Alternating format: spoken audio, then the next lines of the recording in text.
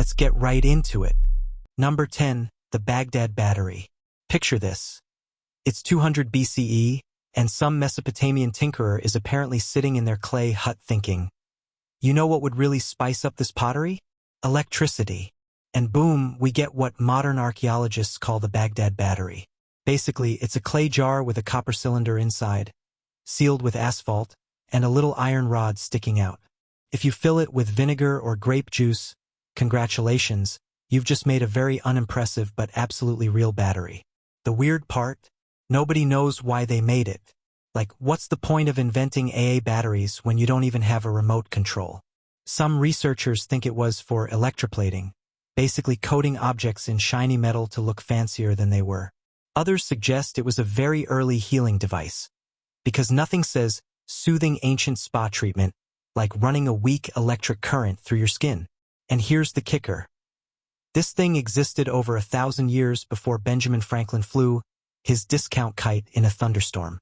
So while we're patting ourselves on the back for discovering electricity in the Enlightenment, some ancient artisan already had a DIY Radio Shack in their basement. If that doesn't make you feel technologically behind, I don't know what will. Number 9. Greek fire. Imagine being a sailor in the 7th century, thinking you're about to board an enemy ship, and suddenly, whoosh, you're engulfed in what can only be described as medieval napalm. That's Greek fire. It was a terrifying Byzantine invention that could supposedly burn on water. Yes, water. As in, your only escape plan is now literally fueling the flames. The recipe? Still a secret. Modern historians have theories, petroleum, sulfur, quicklime, but nobody can fully replicate it. Which means that for centuries, the Byzantines were basically gatekeeping the deadliest barbecue starter fluid in history. And it worked. Greek fire kept their empire alive when pretty much everyone else was getting steamrolled. The psychological warfare was just as important as the fire itself. Imagine the horror of seeing flames that refuse to die no matter how much ocean you throw on them. It's like nature itself is saying, nah, buddy, you're toast. Modern flamethrowers only caught up in the 20th century. But the Byzantines had already perfected a terrifying version over 1,000 years earlier. So yes, the ancients literally invented hellfire, used it to dominate the seas, and then, just to flex, took the recipe to the grave. That's either brilliant or the most toxic case of family secret you've ever heard. Number 8. Roman concrete. You know what sucks about modern concrete? Cracks, it crumbles, and then a few decades later, someone's yelling at you for potholes. Roman concrete, though, that stuff is still chilling, holding up massive structures after 2,000 years. The Colosseum? Still standing. Roman aqueducts? Still delivering. Your driveway after one winter? Already a disaster. Here's the secret sauce. Volcanic ash. When Roman concrete got exposed to water, it didn't just weaken like ours does. It actually healed itself. Tiny cracks would fill with new minerals, essentially letting the structure repair its own damage. Meanwhile, modern concrete just sulks and collapses at the first sign of stress. Scientists today are desperately trying to reverse engineer the Roman recipe to make sustainable buildings. But it's a little humbling to realize that an empire famous for gladiator blood sports and orgies also casually out-engineered our entire construction industry. It's like realizing your wild party uncle secretly has a PhD in structural engineering. Basically, Romans built concrete that lasts millennia. We build parking garages that collapse before your car loan is even paid off. Number 7. The Antikythera Mechanism. Imagine pulling up an old shipwreck and finding what looks like a rusty piece of junk, until you realize it's basically an ancient iPad built entirely out of bronze gears. That's the Antikythera Mechanism, a Greek device from around 100 BCE that could predict eclipses, track the movements of the planets, and even tell you when the next Olympics were happening. You know, because what's the point of astronomy if you can't also schedule sporting events? The thing is, this wasn't just a calendar. It was the world's first analog computer. Tiny, intricate gears, some with teeth finer than a modern wristwatch, all crammed into a shoebox-sized device. And then, after this single invention, the tech just disappears. Nobody else made anything like it for another 1,000 years. It's like some genius dropped a PlayStation into the Stone Age and everyone else just shrugged and went back to chiseling rocks. The Antikythera Mechanism basically proves that ancient Greeks weren't just philosophers in togas arguing about metaphysics.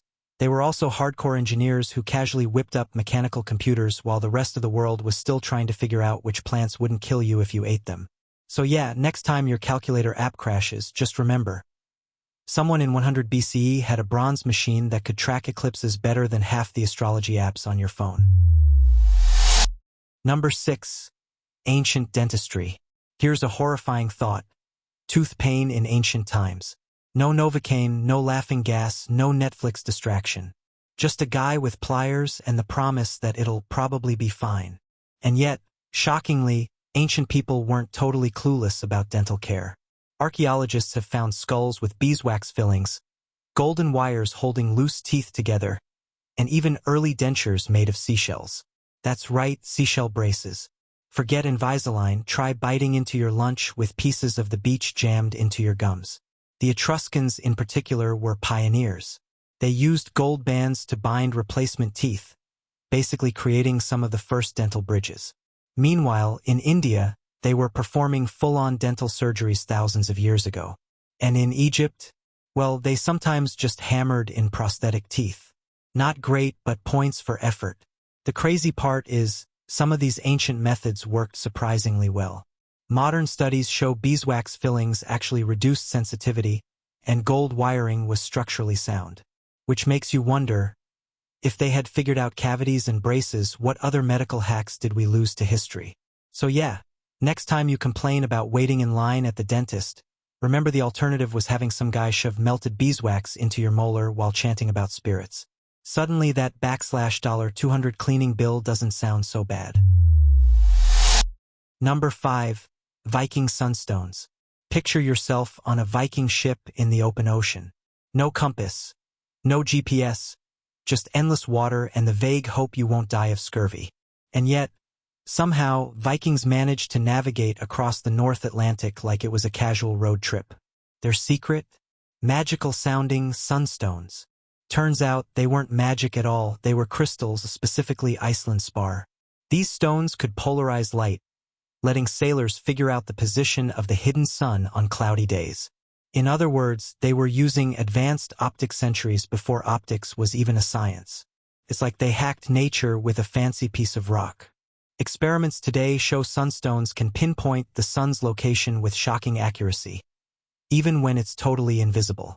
Which explains how Vikings made it to places like Greenland and North America long before Columbus ever discovered anything.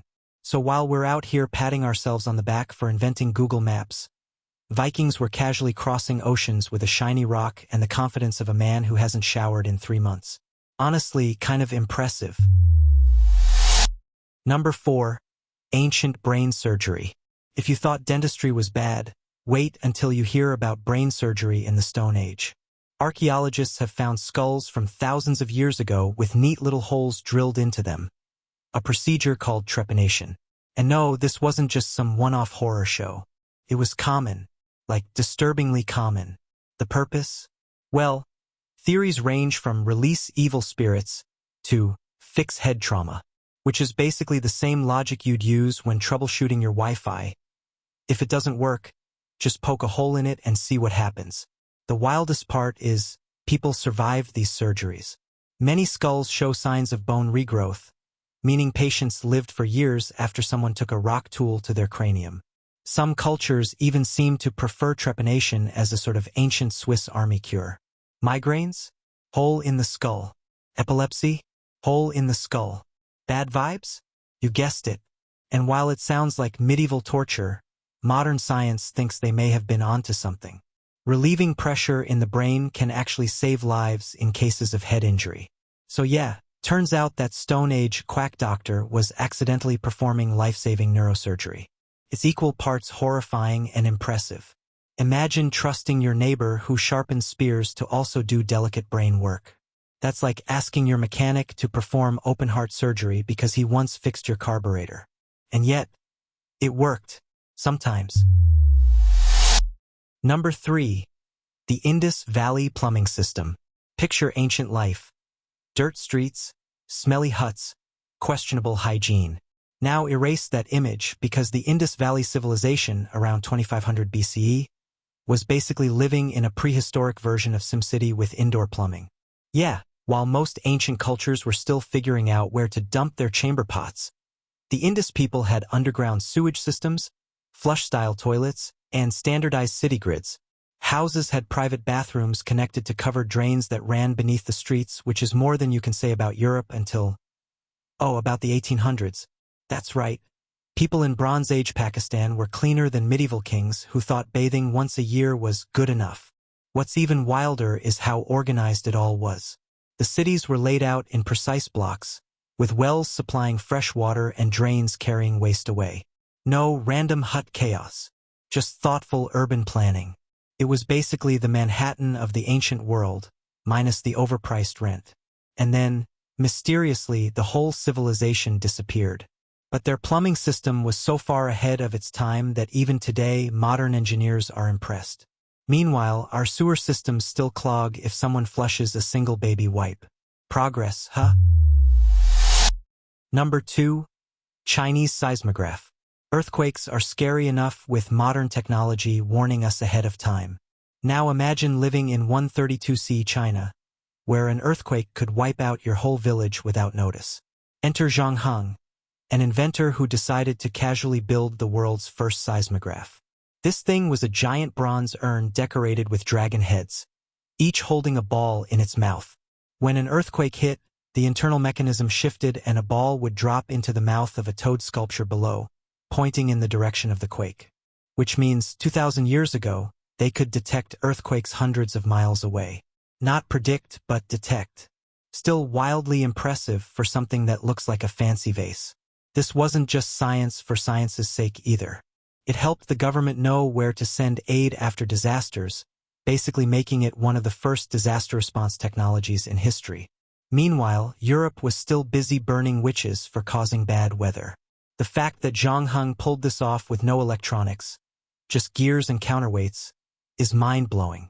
Today, we still rely on sensitive equipment to measure seismic activity.